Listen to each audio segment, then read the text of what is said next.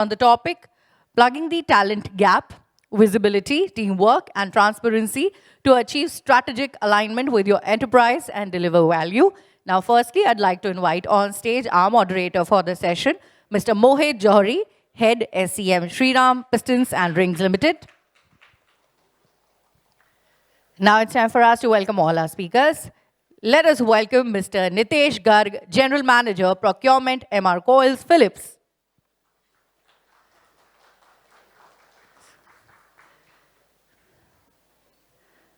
Okay, is there in the mic?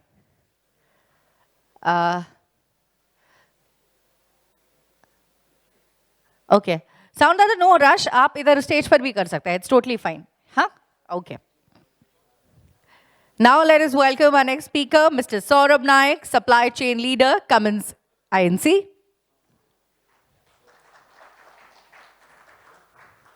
I can't hear the sound of applause. I want you all to give a warm round of applause, yeah? I'll tell you, you must be seeing MCs telling all of you to applaud. There's a reason behind it. You know what happens when you applause? There's a certain kind of energy that spreads in the room. So that is another reason why we always tell you to applause. Okay? Okay. Moving on to the next. Now let's welcome on stage Mr. Kapil Maini, Head Supplier Contracts and Claims Management, Strategic Sourcing, Mobile Networks Business Group, Nokia. Now let's welcome Mr. Satyendar Makan, AVP SEM, Sterlite Power.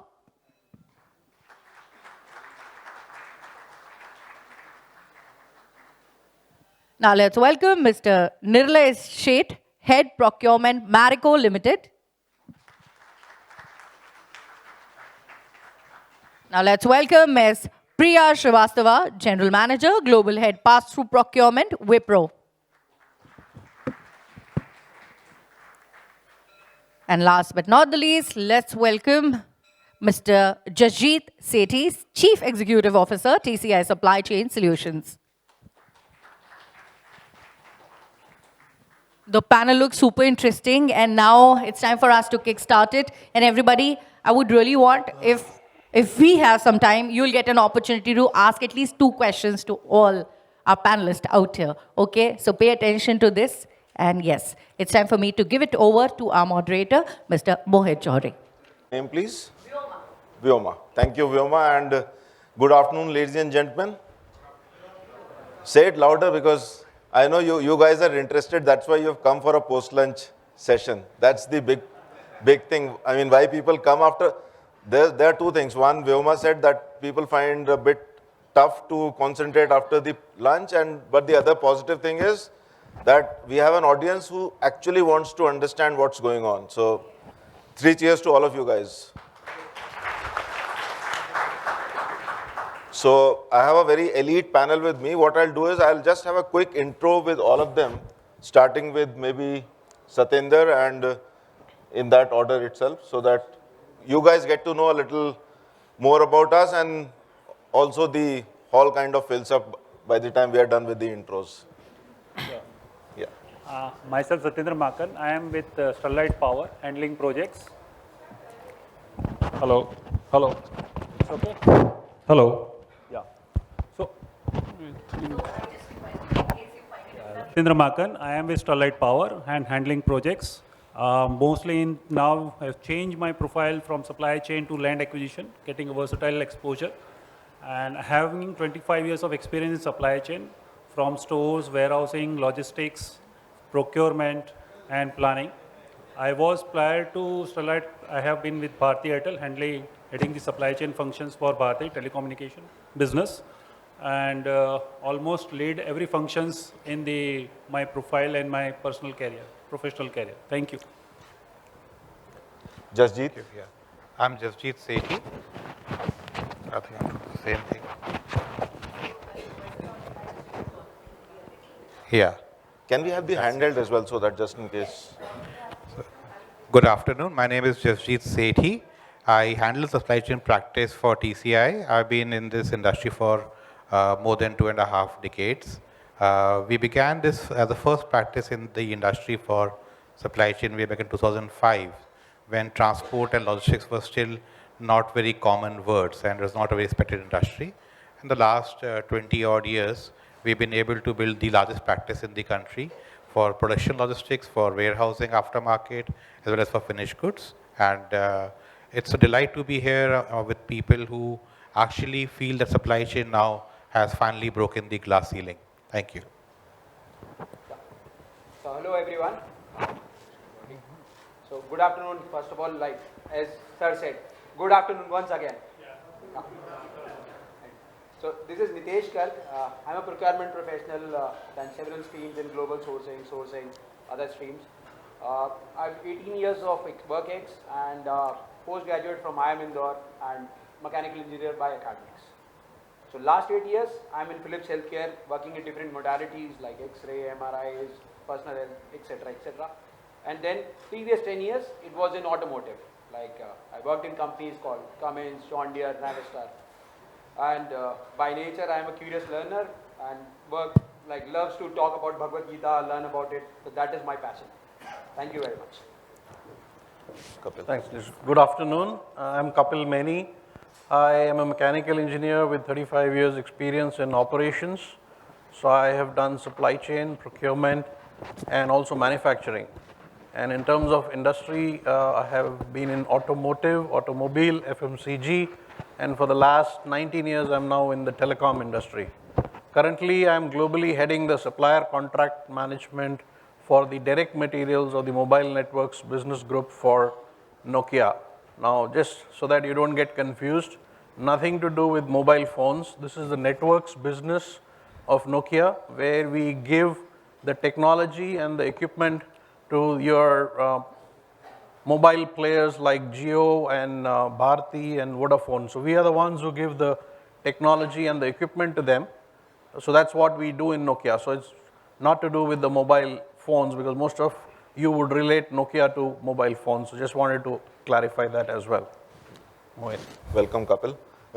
My name is Mohit Jauhari, and I take care of supply chain for Shriram Pistons and Rings, which is the largest manufacturer of piston, rings, engine valves, and pins. All vehicles that you see on Indian roads have some connect with our company, so that's how we are into the scheme of things. As far as my background is concerned, I'm a metallurgical engineer with a supply chain MBA from SPJ in Mumbai itself.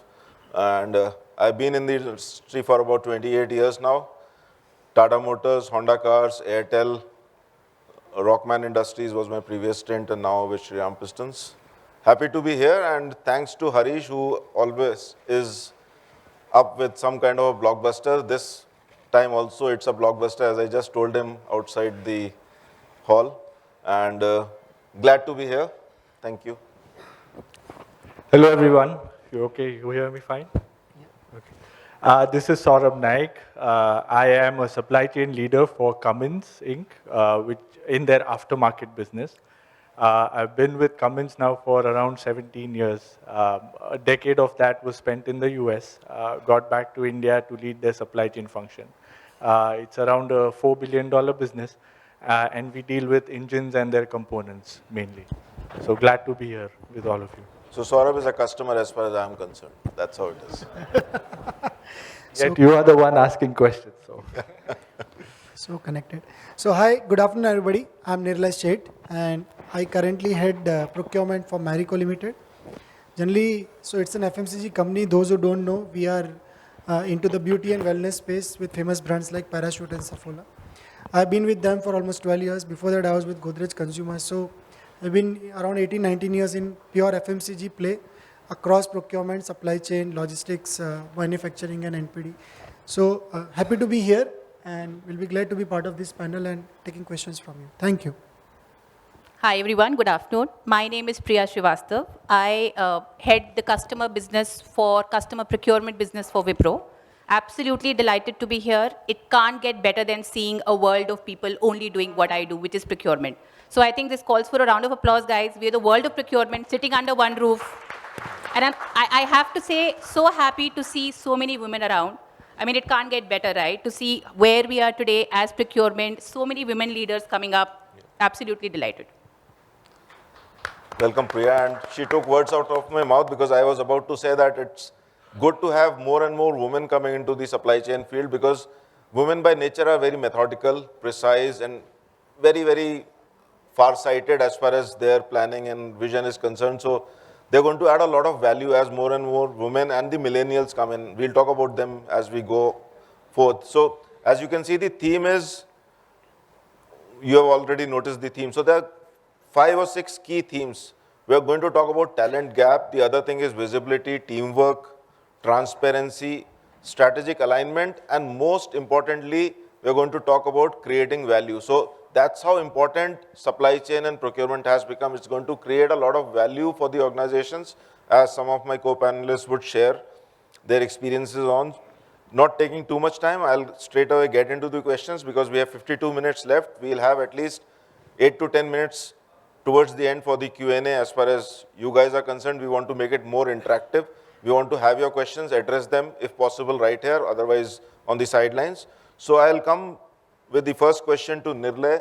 Nirlay, I would want you to share your thoughts on how important visibility, teamwork, and transparency are for any organization to grow. Yeah. Hello, am I audible? Yeah. So, first of all, I think I wanted to thank Harish and entire team, because while you were just announcing the theme, I realized that it's a very, very relevant theme that we are coming up with. In fact, last year also I was part of this panel, similar panel, and I have seen that we have actually gone beyond very, very basic kind of questions and issues. We have gone beyond them. We are talking about collaboration, trust, sustainability. We are talking about evolution of technology. So I think it's the right way of organizing such forums. So wanted to thank them for organizing such a brilliant forum. Just to talk about, if you look at organization growth, and before that, if I just have a landscape of what we have gone through. So let's go back around 7 years in time. Maybe it was 2016 sometime when demonetization happened in this country. And it followed with GST breakout around 2018. And then in 2020, we had COVID, and 2021, we had a war. So what is happening is last 7 years, we have been continuously going through a new unknown event, or a known event, but it is big enough to shackle us. Now, so in this kind of environment, there is no better time than today to talk about the 3 T's that I said: trust, transparency, and teamwork. So if you look at, for example, I remember that time we used to make our presentations and we used to talk about VUCA. The world has today moved to BANI. People talk about being brittle, anxious, non-linear, and incomprehensible events. COVID was not thought about. Neither Ukraine war was known to people. And we don't know what is lying in front of us. So today, in these times, having collaboration and teamwork is not a buzzword or a workshop that HR organizes. It is actually a brutal reality. So on this note, if I just try to answer a question, and I'm answering on behalf of FMCG, and my panelists can share their thoughts for their industries. So if you look at from FMCG point of view, what is organization growth? Beyond the point, organization growth is for us driving consumer offtakes. In FMCG company, you all as a consumer, when you go and pick a parachute bottle from the shelf or a Saffola jar from the shelf, that's where we have won. Now that is where our growth comes. So it's very easier said than done that we will grow this way. But how will we drive that consumer offtake? So in Marico, we have a mantra of delivering consumer delight at lowest cost. Now, that is one statement which connects every function. Let me take an example to just say this through a brand. Let's say Saffola. Now, Saffola edible oil, if today I want my consumer to buy a Saffola edible oil and consumer wants to get delighted, consumer would like to see a value proposition. Is it delivering on the claims? Is it giving the health quotient? Is it right quality? Is it convenient packaging? Is it at a lowest cost? Lowest cost for affordability of a consumer. When this all comes together, then only my consumer will buy, and then only I'll win. So now, in that context, how important is trust, transparency, and visibility? So let me quote an example of what happened over the last 2-3 years. Around 2019, just before COVID, for those who buy edible oils may know that edible oils in this country were selling at around 50-60 rupees a bulk per kg, I'm saying. Now then, that time, India had an import duty of 38-40%. So with the 40% duty, oil was selling at 60 rupees. At the peak of COVID, at the peak of war, in fact, last year, India bought bulk oils at 150 rupees per kg. And that is where government reduced duty to 0. So just to tell you, it went almost 2.5 times. And then today it is cooling down. It has cooled down by almost 40%. Despite of that, today the landed price of oil are almost double of what it was that time. Now in this context, when our business wants to give consumer delight at lowest cost, how do we do? So it will not only happen if a marketing team designs a very good price, because that will not deliver rightful profits to us. It will not happen if only R&D designs a very beautiful product, but they don't know that this product may be scarce in the event of a war. It will happen where everybody comes together. Like a procurement guy shares daily the commodity prices and outlook. Like a marketing guy daily shares the offtakes that are happening and what is impacting offtake. And that is how the circle will generate that organization growth. So at Marico, we had a very, very strong teamwork. We had a very good collaborative cross-functional task force. And today, maybe, I'm sure a lot of other industries will be doing, but I'm proud to say in Marico kind of setup, daily, our sales and marketing leadership will be knowing at what rate we are buying. And me being in procurement will be daily knowing what offtakes are happening. So just to give one example of how can this trust transparency can drive the organization growth. Thanks. Yeah. So very nicely put, Nirlay. In fact, he made a very valid point about the scenario or the paradigm has changed from a just-in-time kind of a concept to, he aptly mentioned, a just-in-case concept. What if? So organizations are kind of now thinking as to what if, just in case, if this happens, then what? So we are kind of risk-proofing and trying to see what kind of risks can come our way and trying to build our fortresses around mitigating those risks. As we get into, while Nirlay mentioned about how important it is for visibility, teamwork, and transparency, maybe Saurabh can share some insights as to why companies are holding on, or what is hindering the adoption of this 3 mantra of visibility, teamwork, and transparency. What is holding people back or companies back? Sure. Thank you for the question, Mohit. Nirlay came up with a very nice acronym, the 3 T's, that got me started thinking, and I had 5 minutes to come up with mine. And I'll say it's a GAP, okay, G-A-P, where the G stands for the globalization, right? So 2 sides to the coin to globalization. We've gone from outsourcing manufacturing facilities to now full-scale outsourcing of analytics and other supply chain services as well. The GCCs, as they call them, the Global Capability Centers in India, it's a $46 billion business as of today. So quite a lot of services in the supply chain being outsourced, right? So where we used to have a face-to-face delivery with our managers, our bosses, and stakeholders. Now it has come across the globe. And that definitely is a challenge for visibility, right? There is no full visibility of teams operating across the globe versus stakeholders which are probably based somewhere else, not based in the same office. That also brings other challenges like standardization. When you move these services across regions, across the globe, the standards are changed, processes are done differently, and there is that need for standardization, right? The other thing is systems, right? Systems probably different across the region, across different facilities.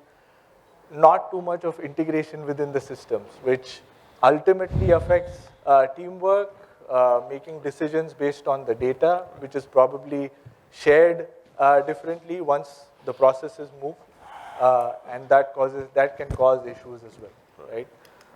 So that is related to globalization, what that brings in terms of challenges. The second one I think we've probably experienced over the last 1 or 2 years is that is attrition, right? Especially post-COVID, we had a very hot job market, a lot of challenges retaining people, but with that it brings a lot of challenges to knowledge transfer, right?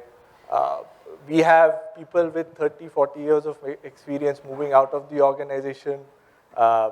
and not a lot of the, so to speak, tribal knowledge that gets transferred to the new people that come in. But the expectations are the same, right? So again, that causes a lot of issues with, okay, what is happening with that knowledge transfer? What are the deliverables and how we are achieving them, right? Because training is important, that knowledge transfer is important. Last but not the least is perception. A lot of decisions are driven by perception, and because of the lack of visibility, there is a confirmation bias that goes with that, right? If over the last 2 years, especially, our KPIs are not doing so great, given all the supply chain constraint. But that would have happened anywhere the business would be, anywhere these processes would be, right? But because they got transferred over this period, there is a perception that all this has happened because of transfer in many cases, right? So again, to provide that visibility is very important in terms of how the team is tackling with these issues, how we are positively affecting KPIs, and also take feedback, right, from our stakeholders, from the entire end-to-end supply chain to come up with these initiatives and goals. And I think that should drive that visibility forward. Thank you, Saurabh. In fact, what he came up with is basically that lack of these three things, visibility, teamwork, and transparency, is leading to a suboptimal output. He didn't say it in those many words, but ultimately the end output or the end deliverable for a company gets affected because of lack of focus on all these three things. And with that, I would like to bring in Jasjit with a thought that a well-integrated business can actually help you achieve customer delight. And if you could share some examples from your own experience. Thank you, Mohit. And I would also like to welcome Harish. I think he was just here. So anyways, please. So, before I start on this, just want to have a quick poll around the room, and it'll be the old-fashioned way. And if you just by a show of hands in your organizations, if it's people versus processes, in how many cases are processes stronger than people? Just raise your hand if you're in your organization, which you represent. It could be services, could be manufacturing. So you are saying that the processes are important. More important than people. Right. So we have a few hands, maybe 3%, 4%. I have a count actually of the people also in the room. So we have about 10 people out of 90. Okay. Now, you would believe that a constructive company should also look for constructive criticism internally. That we can criticize different departments, voice without getting into the realm of politics. How many of you would feel that your organizations are such which welcome constructive criticism and they are happy to look at changes internally? Again, by a show of hands. I have about, again, 10 hands. Similar Thank you. number, yeah. And the good part about this poll is completely anonymous. Now, in terms of the IT technology which we are using, technologies are two types. One is bought out, like you would use a SAP or an Oracle, just as an example. And others would be which is homegrown, where you have either customized it to a large extent or you have kind of made it ground up. So how many in this room have technology which is ground up? I'm assuming everybody has got technology. So how many have made technology basis their own internal operation processes?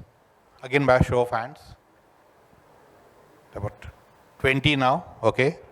And does the IT and ERP encompass everything across the organization, right from hiring to operations to sales, marketing, customer retention? Does it happen everywhere?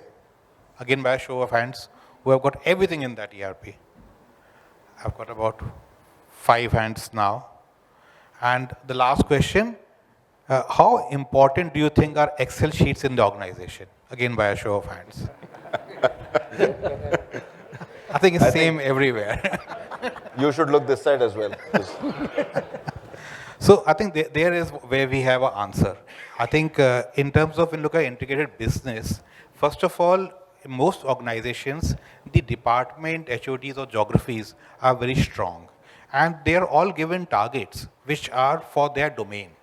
basis that what typically tends to happen is that the departmental goal sometimes becomes stronger and bigger than the organizational goal. So both businesses are not really integrated. We are all in that journey towards that, but we are not really integrated. The concept of internal customer, of something which Japanese use a word called jidoka, don't pass defect to the next level, is not really adapted completely. So we are still in that journey. So since that journey is not complete, how do we get the journey of technology completed? Now, tech parts, when we take a bought out software, we are actually doing something which is very standard. Everybody is doing the same thing.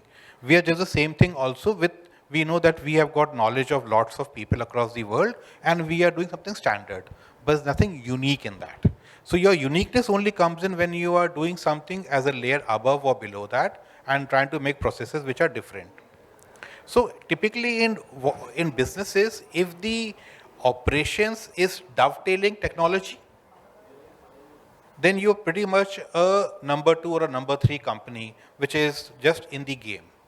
In organization where technology dovetails the operations need, that's a sign of a leader. And typically organization where this is the case, where they work as replicating their the secret sauce of the organization, their USP into ERP, that is where this thing starts to happen far better and far deeper. So whatever organization I worked with, being in supply chain, we are privy to supply chains of automotive companies. We are privy to supply chains of retail and e-commerce companies, of companies in high tech, in chemicals, in core goods. What we see most of all is that those organizations where the internal customer concept is stronger, there they tend to grow further. For example, if you look at case of an Amazon, their philosophy, their underlying principles is day one and customer is the most important. That is one which drives departments to give that goal. The short answer to this would be, if the department goal also has the corporate goal in mind, who is the end customer going to be? When we say a no internally, is the customer going to suffer somewhere or supplier going to suffer somewhere? If that thing is in mind in that organization philosophy, then probably we are more aligned to it. And I must also admit, and I mean, I've not got many friends in this room, but I'm actually scared of procurement. I'm terrified of procurement, guys, to be very honest. Because I feel sometimes when you look at supply chain others, the KRA of a procurement is to price discovery. So in a way that KRA goes against long-term partnerships. It sometimes goes against building trust deeper. So as a department, I think procurement needs to also understand that part and help build an organization which is stronger, because there is no organization which can be an island. We all depend on suppliers and other intermediaries to deliver output. So this is like I would wanted to mention this caveat out here. So thank you very much. Yeah. Thank you, Jasjit. Jasjit mentioned a very important point about creating a North Star. So what we are talking of is a clear-cut goal in which, I mean, the direction in which the entire organization, all the teams move. So creating a North Star helps organizations achieve the critical goals. That's how important this is. And on the digitization front, since he has spoken about digitization, I'd like to bring in the lady from Wipro to talk about digitization and it adding immense value to the supply chain and organizations, and how data and technology can add value to the procurement function. Over to you, Priya. Sure, Mohit, thank you. In fact, I have to say a special thank you, because being in Wipro, we are a completely digitized organization from a procurement standpoint. So I couldn't have asked for a better question that I identify with to answer. So thank you. Right? So what is digitization? Basic. We are talking of use of technology to be implemented to streamline and improve the overall process.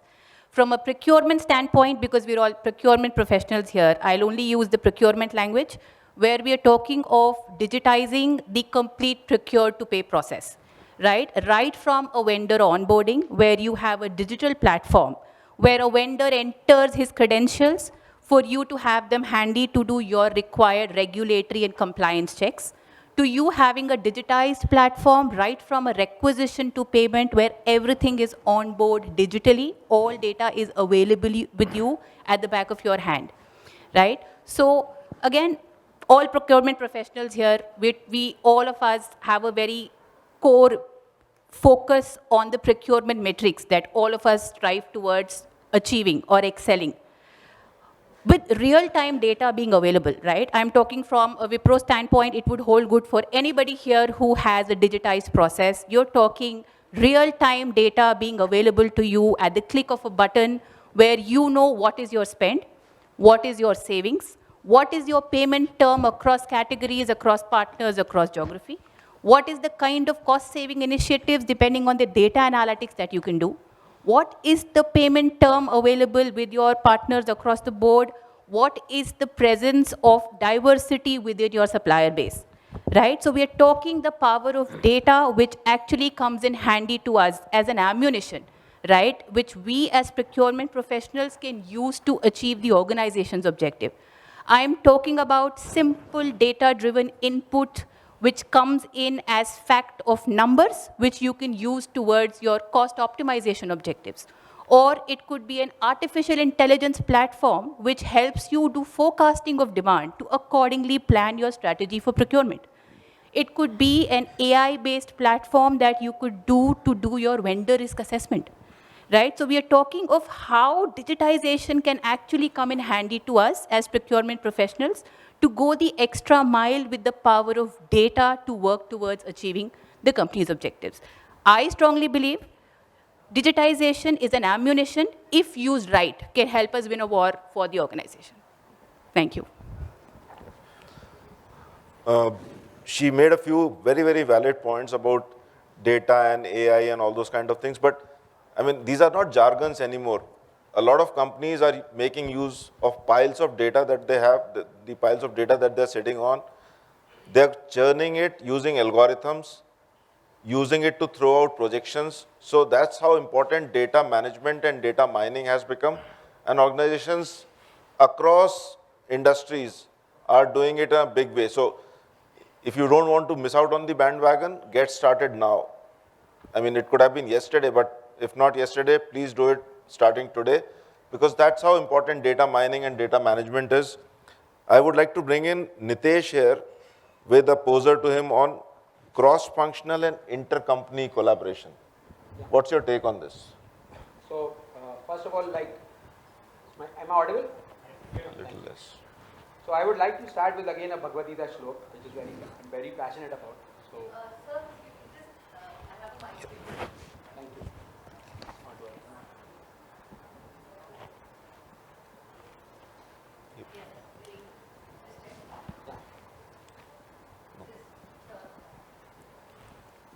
Concept called the 3C. Nirlay stole my thunder by stating the 3T thing. So the 3T obviously stands for transparency, trust, and teamwork. The 3C concept is basically connect, communicate, and collaborate.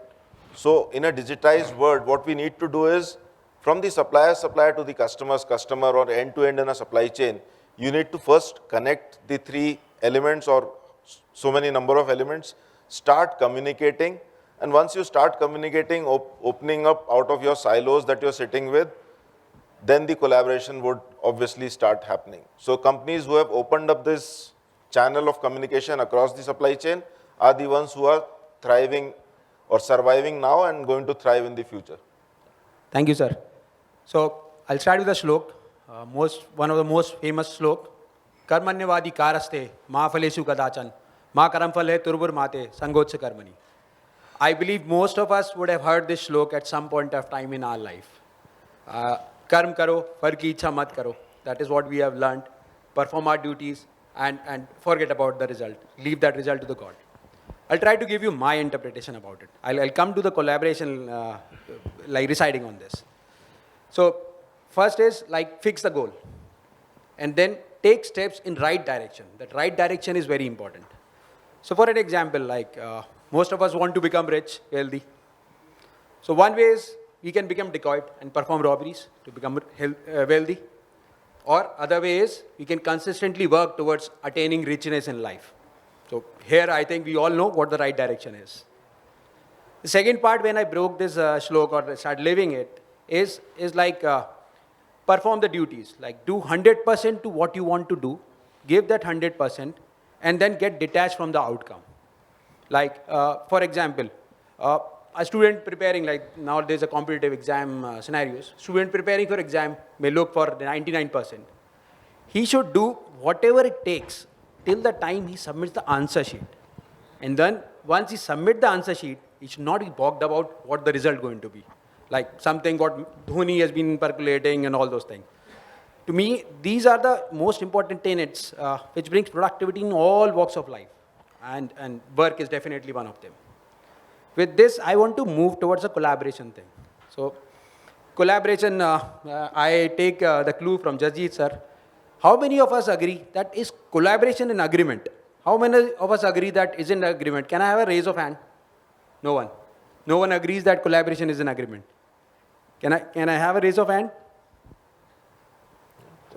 Few more. Am I audible? Like, or it's a post-lunch session? So, is either yes or no? So, no is also okay. So, collaboration is not an agreement. Okay. So, still a very less poll. I think I'm not as good as Jasjit sir was.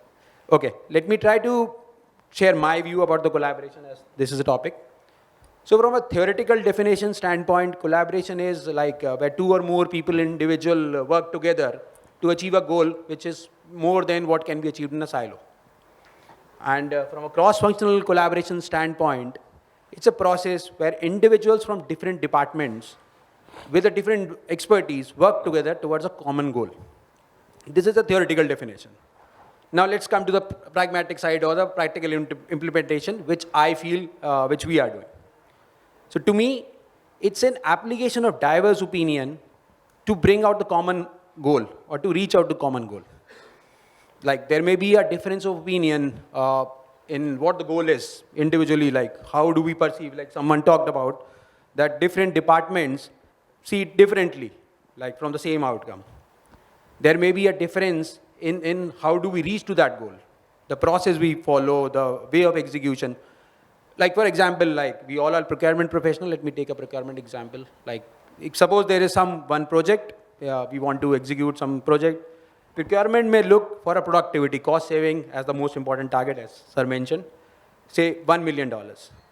Quality may look for like a DPPM reduction from 1,000 to 100. Design may look for design improvements from say 10 design improvements.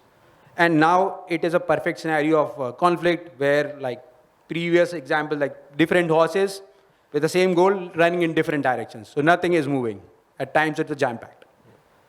After that, it starts a healthy debates. Like the collaboration starts actually after that. The healthy debates, the challenging, the status quo, conflicts, arguments, then it starts. And gradually everyone start trying to align in the same direction. Say in the same example, procurement may agree for 500K of productivity. Quality may down their target from 100 ppm to say 400 dppm. And design may agree for a lesser design improvement, say 5 or 6. When this goal is aligned, when every individual, every function gets aligned to this kind of goal, then it becomes a aligned horses. Everyone pulling the weight in one direction. That's how the collaboration starts. If I put it my life, my personal example, I used to play badminton. I used to love playing singles in a badminton. Then casually, like or when someone is not there, we started playing doubles. And gradually I started liking that the collaboration which I make with my partner, the strategies or the work we do together on the court, started loving that. And gradually I migrated from singles to doubles. So that's one of the personal life example.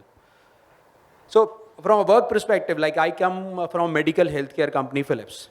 We are in different modalities. So we make touch monitors. Like we may have seen in hospitals, there are monitors which are touch monitors. So there was a situation 4 years back when the camera supplier, the touch monitors has worked on a technology for cameras, suddenly wind up the business in China.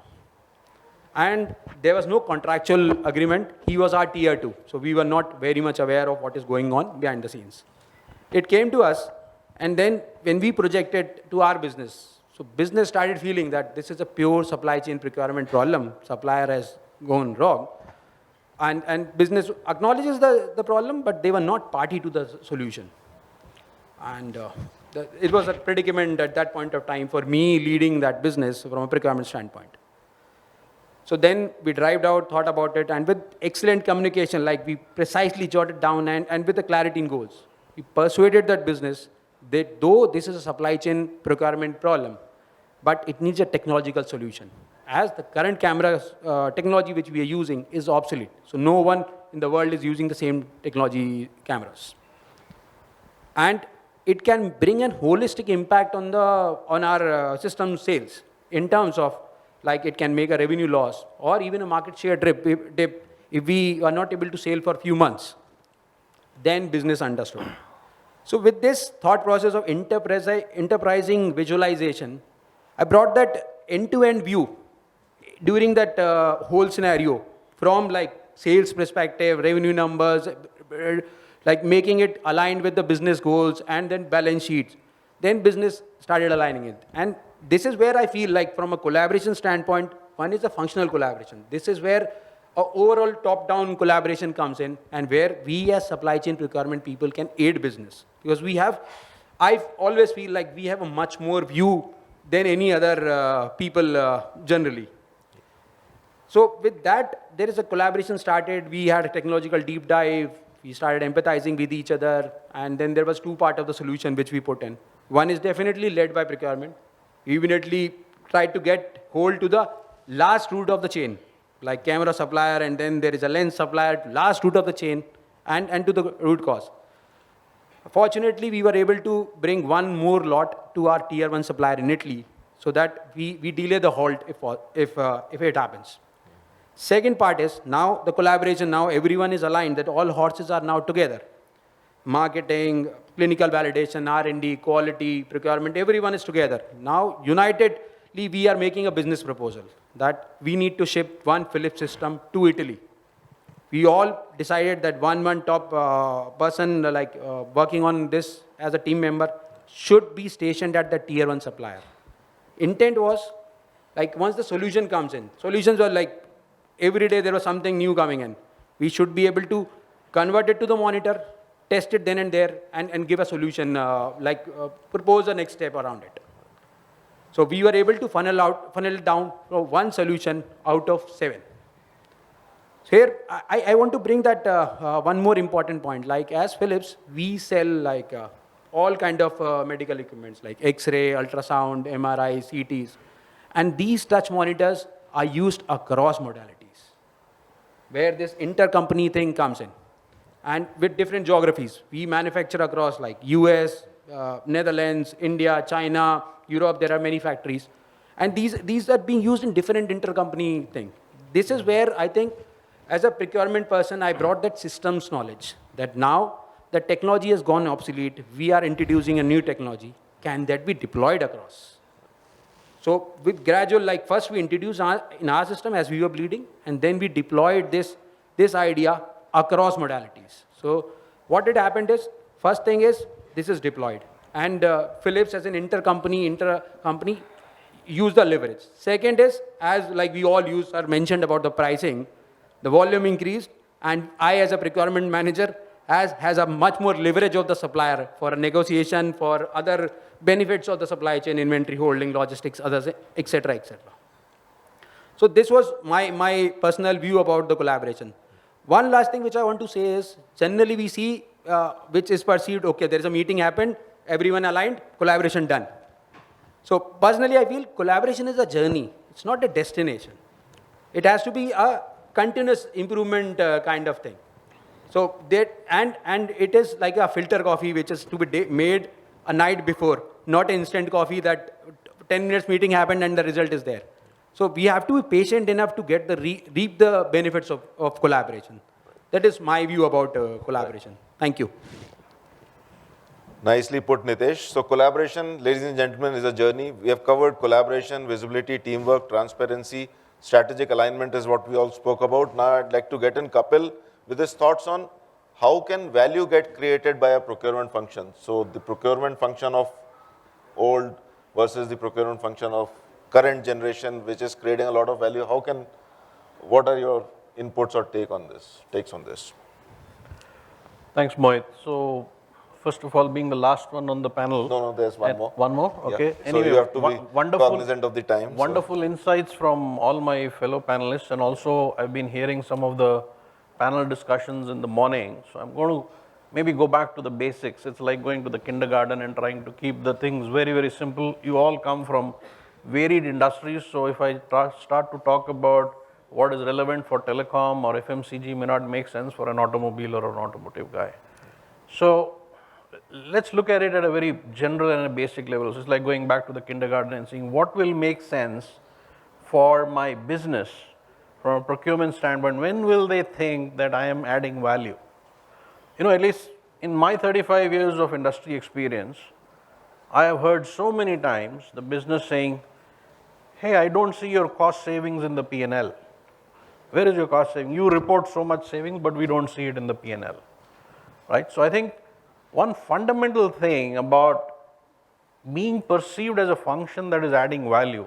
So you actually need to move away from being perceived as a service provider to becoming a business partner. So there are a few things that we all need to do and we all should be doing to make that happen. So in our KPIs, we should have KPIs which are aligned with what the business wants. So what is it that the business is normally wanting to look at? If you talk to the salesperson or the CFO, they're basically wanting growth and they're wanting profitable growth. So they want both together. So profitable growth is what somebody would always talk about. Now, how can you make this happen as procurement? Let's again maybe think a little at a very basic level. So first thing is, and we've been through this, let's say last 7 years that we talked about what kind of situations we've had. So I think the first, at least till 5 years or till before 7 years, everybody talked only about cost reduction. But what I saw during the COVID period was the supply chain, the availability became the first thing. So you only can have cost reduction if you have material available. So for the business to be able to sell, you need to be able to make material available for production. So actually, we started to step into the shoes of supply chain, whose primary risk, because the supply chain guy said, your supplier is not listening to me, you go and manage the supplier. So we actually stepped into their shoes and we started to bring in material. So I think the first thing, as a basic thing, is to have a resilient supplier base. Now, when I talk of resilient supplier base, it basically just means that you should have a supplier base that can handle the fluctuations in demand, that can handle the fluctuations caused by any geopolitical situation. Today, you're not allowed to source from China, something. So you must have an alternate supply base available. So you have to create a supply ecosystem that is resilient. It is not, and that demand situation can be from a customer side, or it can also be from an input side where you have a trade compliance issue or a government geopolitical issue because of which you cannot source from a particular supplier. So I think the first thing is make material available, have a resilient supply chain. The second thing is, I think I already touched upon that, was have KPIs which make sense for the business. So you should be more in terms of P&L impact rather than just cost saving. Now the third thing from my point of view, the list is actually very long, but I'll just focus on maybe 4 or 5. The third one is, how do you help your business sell more? Now you need to have a product that has an advantage. So you need to have something which is better than what your competition has, right? More often than not, we will then have to depend on a technology partner who's a leader in his field, his or her field. So, you know, we cannot be best in everything. So you will have to find partners who are technology leaders. I was listening to a panel in the morning and we talked about partnership there. Even Satyendar was mentioning about partnership. So you need to partner with people who are industry leaders in their own domain, so that at the end you're building a product that is the best in the industry, which will help you sell, or which will help your business sell more than competition, which is what the business wants to listen. So technology leadership through partnerships and collaboration, something that you mentioned a little while ago. And then I think the last element I want to, so 2 more things. One is, whenever we get involved in supplier selection decisions, we find that it's already late. Many a times R&D has already selected some supplier, and now you are expected to just reduce cost from that particular supplier. So I think one fundamental mantra is early involvement at the point where a new product implementation is planned. Get involved at stage 0, phase 0, whatever you call it in your organization, and influence the supplier selection. Because half the battle is won there. After the supplier is selected, there is because the supplier knows he's selected, and in many platforms he knows he's selected now for, so if you select a particular supplier for, let's say, a Hyundai car, he knows it is 7 years. Now they are going nowhere. 7 years they will stay with me. They are not going to go anywhere till the next car comes in. So whatever the product life cycle is. So I think it's very important that you get early involved and in that whole process. The last thing that I want to bring in here is that we end up looking at the cost at the time of the first acquisition, but not at a life cycle cost. Many a times a product has a maintenance cost which could actually, if you look at it, and I'm bringing this maybe more from a telecom perspective, we are expected to support our customers for 20 years. Right? So if I have had a supplier who has a lower equipment cost, but his maintenance cost is higher, over the 20 years, the company is going to end up paying much higher. So you need to look at it from a TCO, not at the point of acquisition, but for the life cycle of the product or the program. So I think if we just focus on these fundamental basic concepts, whichever industry we are in, you're going to help your business have a product which they can sell more than competition at a price which will give them high profitability. And I think that's it. The moment you do that, you will be seen as a business partner and not as a service provider somewhere down in the chain. So I'll end at that, Mohit. Very nicely put. In fact, procurement and supply chain guys have a lot of visibility to the outside world, which some of the other agencies within the organization may not have. So he's brought in this point of procurement or supply chain stepping in and introducing or opening windows for the people inside the company to the world outside and bringing those kind of concepts and suppliers in at the right time. So very, very, very pertinent point, Kapil. Last but not the least, Satyendar, you've been very patient and you have not even given me a stare till now, so that's a compliment to you. So it's good to that I have many thoughts now to explain and yeah. explore my views. So the one that I would want you to elaborate a bit more is how can collaborative, flexible and efficient approach engage your best or business partners in a very, very kind of seamless manner. Your take on this. Yeah, thank you, Mohit. Lot has been talked about the collaboration and external stakeholders. So before I respond to this question, I would just try to share my journey of sourcing and my professional career. Initially, like other sourcing guys sitting in their panel, I also believe that I started my career with the thought that penny saved is penny earned. That was a thought process been given to me when I joined the organization as a sourcing guy. So I worked on hardcore negotiation and try to save as much as I can, but without realizing that my saving will not have any major impact on the balance sheet of the organization. But it will have a major impact because of pricing. I might be losing many potential suppliers, many potential innovation and the technology miss might have been done just for the sake of pricing. So over a period of time, I keep on practicing this. And one fun day, when I was just having a annual discussion of my appraisal, my boss gave a mantra that it's good that you are working and you have learned how to negotiate. But there is an important point where you will make a lot of difference to the organization as well as to your professional learnings of the supply chain overall. So I was keen to know that mantra.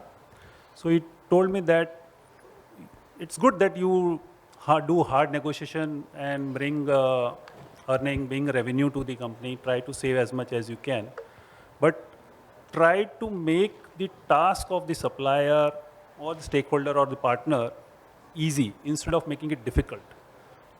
right? That will help you in a long way. That will help you to have a trust building when you have a, try to look into his shoes and see that when you have allotted a contract, excuse me, when you have allotted a contract and try to cover as much difficult challenges and all rules and regulations so that you can bind him, even if he fails, you can penalize him. That is not the case. That should not be the case. But you should ensure that he is able to deliver what you want and delight your organizations. Unless and until he will be able to deliver, your organization will not be able to earn any kind of revenue. Not part, your saving is one part, but revenue is one part. Because ultimately your organization is going to deliver and manage lot of customers, lot of stakeholders in place, lot of investors are to be delighted. So that is a major thing. That day I started working on, and just keeping in mind that instead of discriminating the price factor, I should ensure that the potential and the contract term should be like that. The person has to be transparent, fair, and I should collaborate him. If he faces any challenges in meeting the agreed supplies, services, I should put in efforts to ensure that he is able to meet those kind of challenges, overcome those challenges and meet my timelines, my deadlines, instead of pricing. That's what I try to bring in. So regular meeting, regular interactions. So in my organization, what I did is I built a blue book kind of a thing where I covered almost all procedural part of the supply chain, from the onboarding to if the situation arrives that if you want to depart from the or take some affirmative stand with the suppliers, you should depart with a positive note. So that tomorrow if you cross, because world is very small, so tomorrow if you cross, he is there for you. You never know where, in which organizations you are. Just because of rising, you are making more enemies. That is what is my take. So you need to understand that your stakeholders, the external stakeholders, your partners, though we have used the word partners, but we never treat them as a partner. आज भी हम बोलते हैं वो vendor का payment हुआ, vendor ने काम किया, वेंडर ने सप्लाई किया, कभी हमने ये नहीं कहा कि वो पार्टनर का क्या चैलेंज है, पार्टनर क्यों सप्लाई नहीं कर रहा है, पार्टनर को पेमेंट क्यों नहीं कर रहा है. किसी भी पार्टनर के साथ में हम वैसा ट्रीटमेंट नहीं देते जैसा हम एक्सपेक्ट करते हैं कि वो सामने वाला हमें ट्रीटमेंट दे. दो it's a philosophy, logic, but definitely it applies in our professional career. That is what my take is. Because most of things have been talked on collaboration. Basics will always remain same. Yeah. We can go with VUCA world, we can go to 3D, 3D, okay, professional partner, preferred partner, a lot of jargons are there. But basics, if you apply basics in your any field, whichever you are, whether you are in planning, sourcing, logistics, basics has to be there in place so that you will grow. Yeah. This is the first line I'm hearing. Thank you, sir. So you've got the result right here. Thank you. So Yeah. strategic alignment. Blaming the supplier. Yeah. Not, True. Not in fault in anything. Yeah, true. Everybody has to agree and be the positive. Yes. That is the business partner. Otherwise, to use the word business partner is useless. So very rightly said, sir. In fact, he mentioned about strategic alignment, collaboration, and the most important thing, the paradigm has to shift from a vendor to a business partner kind of approach, which is more collaborative. So that's the take. With that, I'll come to the last poser that we had on this, the talent gap. How many of you believe, I'll just do a quick survey or a quick raise of hands. Do companies have people who can build systems and processes and data elements for the future? Yes or no? 20%? 20% feel that, but the rest 80% feel that we still have a long way to go as far as having the right set of people. Now, my take on this is, we have the right set of people. It's just about integrating and gelling the set of people within our companies. So, for example, you will have the old heads, like many of us, with gray hair and all those kind of stuff, who may know the terrain. If I were to just talk from a car rally point of view, a sub-Saharan car rally wherein someone who knows the terrain is a guy like, say, Kapil or me, no offense meant, or me. And you could have millennials who know the best way to go about it. So someone who knows the terrain and someone who knows the best approach to go around, conquering that rally. So the driver would be the guy who knows how to go about it, and the co-driver will be the one who can guide him to do it in the best possible manner. So someone who knows the terrain and someone who knows how to go about at the fastest pace, the gelling of these two. So companies, what we are not doing is we are not entrusting responsibility on the millennials. Let's bring them in, let's bring in the ladies and the millennials into the scheme of things so that they can add a lot of value to the organizations. That is something which is missing, especially in an Indian context. People who like Saurabh, who worked with multinationals, or the other gentlemen on my panel who have worked with multinationals, Wipro being one and Nokia being the other company, they know the importance of millennials and ladies being part of critical decisions being taken in the organizations. So that's one thing that we need to do as companies.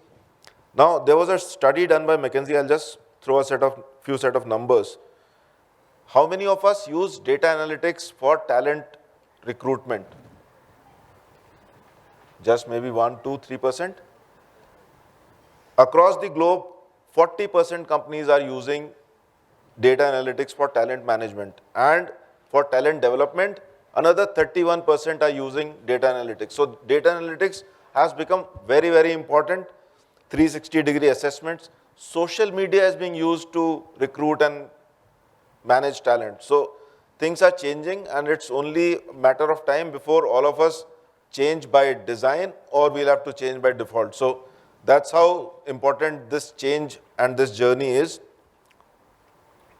And you need to also identify the 2% of the roles which are most critical. Every organization has just 2% roles which are the most critical roles for an organization. This is a published data, ladies and gentlemen. So identify those 2% of the roles, make sure that the HR, CFOs and the CEOs and the CEOs groom those 2% of the roles to make sure that the alignment with the overall organization goals happens and the companies move in the desired direction to create value for the customer.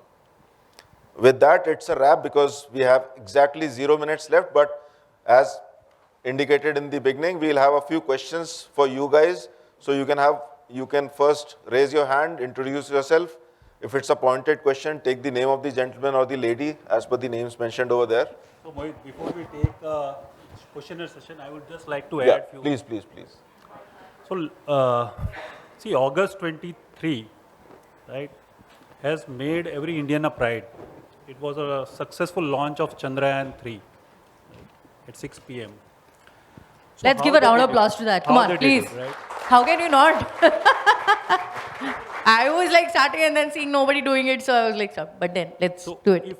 If ISRO would have seen that Chandrayaan-2, where they have spent almost 930 crores, will Chandrayaan-3 be successful? And Chandrayaan-3 was built, was completed, this total spend of around 650 crores. These are the numbers which are available. And they interacted and they collaborated with more than 35 partners, suppliers. Some might be competitors among them. And many IITs, all across India, IITs were also. So see the number of collaboration, the communication, the clarity, the agile way of working was done to make this successful. So instead of going on the pricing, right, we should collaborate, communicate, and be fair with internal and external stakeholders. Whichever field, I am again repeating, whichever field you are, to make this success. Initially, you will feel that it's a costly, it's a price which we are paying.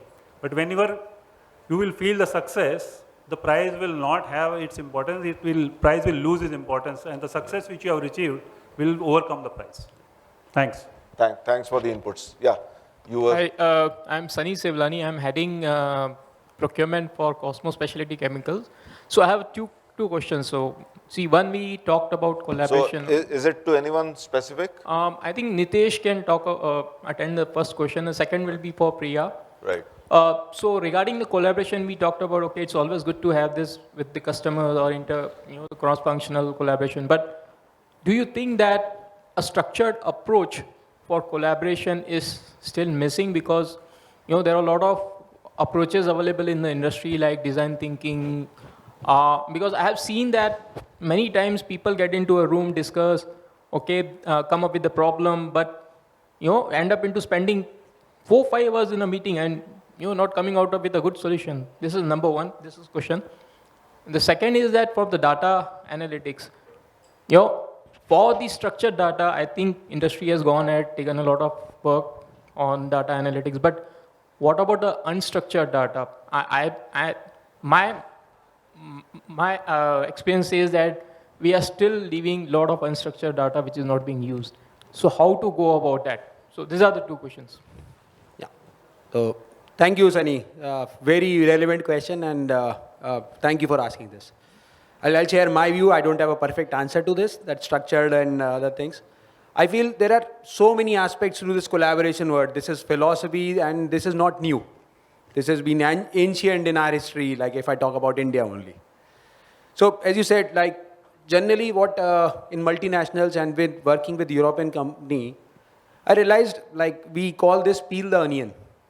If there is 5-hour long meeting, generally nothing is coming out. Generally we are just layering out the onion, and at the end, onion becomes potato. So what I learned this when I invested time in Netherlands in Philips headquarters, and I see that 30 minutes meeting was allocated, and then it's again a collaboration. All decisions are generally cross-functional. It's not a straightforward price increase or price decrease. It's a generally someone touched about like P&L and how does it impact. So in that thing, I see that people like senior leaders, when I was like observing them, they will give 15-16 minutes silently hearing the conversation, slightly coming up to the topic. After 20 minutes, they say, enough. Now let's come to a decision mode.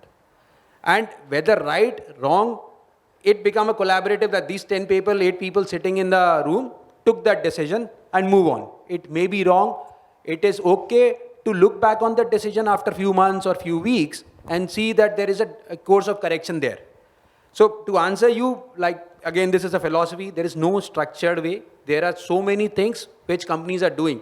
In my career, I see companies have started being very transparent, like 3 T's coming in from a top management. Town hall culture, I don't remember 15 years before I see a town hall culture.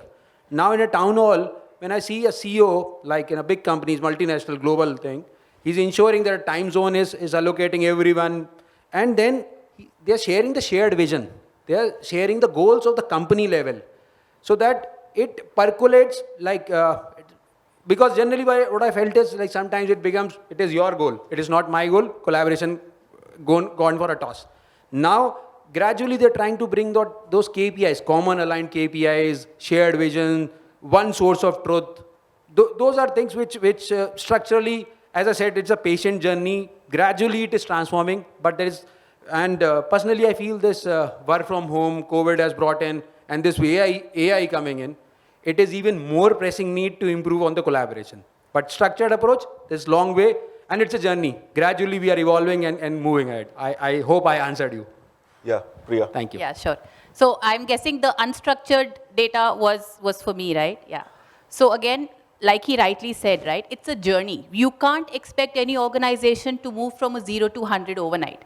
Taj Mahal was not built overnight, right? It's a process, right? So for our organization today, I can confidently say 98% of data is digitized, but it's not necessarily structured. There is also a lot of unstructured data which over a period of time got digitized, right? Similarly, for any of your organization, you can't expect 100% transformation. It's a phased out journey. It takes time, but yes, you can definitely get there. I would not say 100% because unstructured data could be in any format. It's a journey where how you convert unstructured to structured and then digitized. So if that answers. One last question.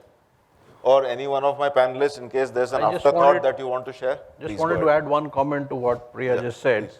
To add to that, before you clean up your data, there is another merger or acquisition. So then you start to clean up that data. So it never ends. It's such a dynamic situation that you will never have a perfect. By the time you get to the 90%, you already have another problem or another challenge to look at. So it always goes on and on. So any more questions or any afterthought from any of my co-panelists? I think I'll only take the opportunity to thank all of them because they've been very patient. So thank you from all of us. Take the opportunity and say thank you.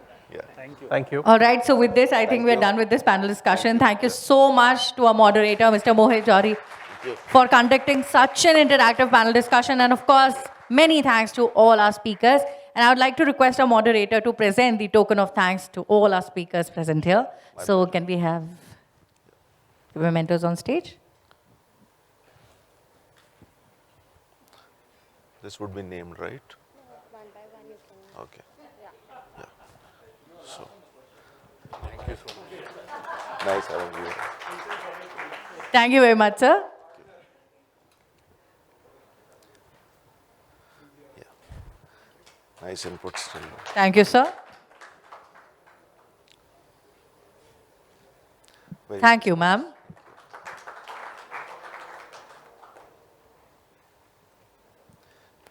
This side. Great inputs.